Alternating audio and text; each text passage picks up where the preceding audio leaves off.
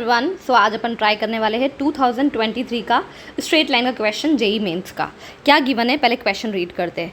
ये दे रखा है let R be the rectangular bounded by x equal to 0, x equal to 2, y equal to 0 and y equal to 5। Okay, and the points a alpha 0 and beta 0 beta with alpha belong कर रहा है 0 to 2 में और beta belong कर रहा है 0 to 5 में R such that line segment A B divides the area of R in the ratio 4:1, then mid point of A B lies on.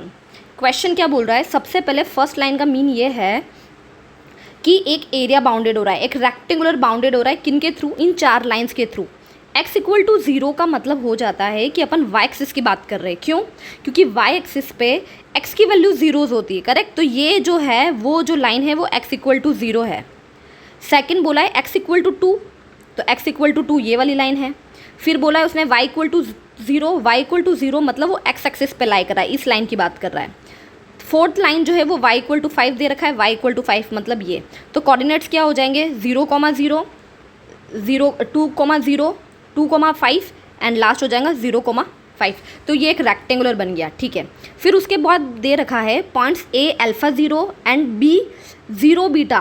a जो पॉइंट दे रखा है अल्फा 0 मतलब x के कोऑर्डिनेट तो नॉट इक्वल टू 0 है, but y के coordinate जो है वो 0 है, इसका मतलब वो x एक्सिस पे लाई कर रहा है ना।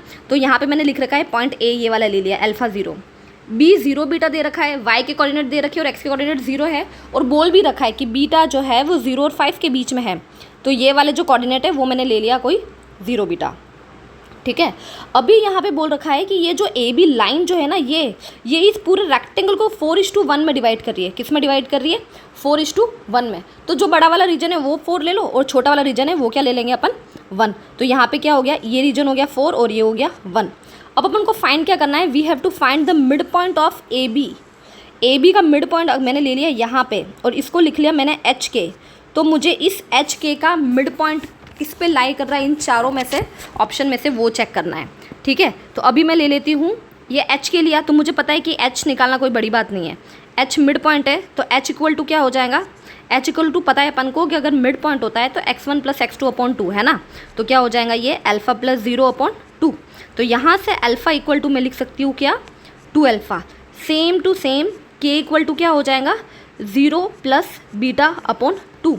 तो यहाँ से मैं बीटा की वैल्यू लिख सकती हूँ क्या, 2k। ये पहले वाला पार्ट यहाँ पे आना चाहिए था 2h, ओके। तो ये हो गया 2h। अल्फा बीटा की वैल्यू यहाँ से आ गई। और क्या कंडीशन दे रखी है अपन को, ये दे रखा था कि उनका रेशो दे रखा था। तो मैं एक ये नीचे वाला पार्ट, ये जो दे रखा है ये वाला पार्ट, और एक दे रखा है ये वाला पार्ट, इनको नेमिंग कर लेते हैं। जैसे ये ए बी है तो यहाँ पर मैंने लिखा a', ये कॉर्नर वाले पॉइंट को लिखा b', इस कॉर्नर वाले पॉइंट को लिखा c', और इस कॉर्नर वाले पॉइंट को लिखा d'। अब अपन एरिया फाइंड करते हैं, ठीक है। तो यहाँ पे ऊपर जो हो जाएगा वो क्या हो जाएगा, एरिया ऑफ 4:1 लिख रही हूँ, तो एरिया ऑफ d', b' और एक मिनट, ये हो जाएगा आपका क्या, d', a, b' और c' upon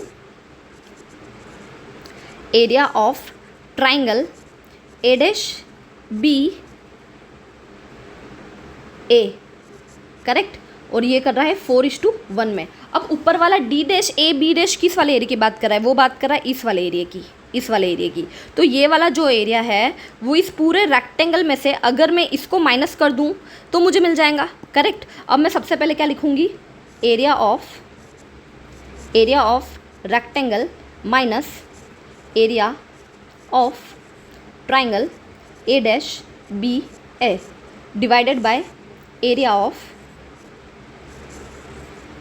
triangle a', correct. और रेशो क्या था इसका, 4/1। नाउ एरिया ऑफ रेक्टेंगल क्या हो जाएगा, इसकी लेंथ जो है वो तो है अपने पास क्या, 2, और इसकी जो विड्थ है वो क्या दे रखी है अपन को 5। तो यहाँ पे क्या हो जाएगा 2 × 5 minus area of a', b' क्या हो जाएगा, इसकी अगर मैं a' निकालूँ तो a' जो आएगा वो क्या आएगा, इसकी लेंथ आ जाएंगी अल्फ़ा, और a', जो आएगा वो आ जाएगा क्या, 5 बीटा, क्या आ जाएगा, बीटा, करेक्ट।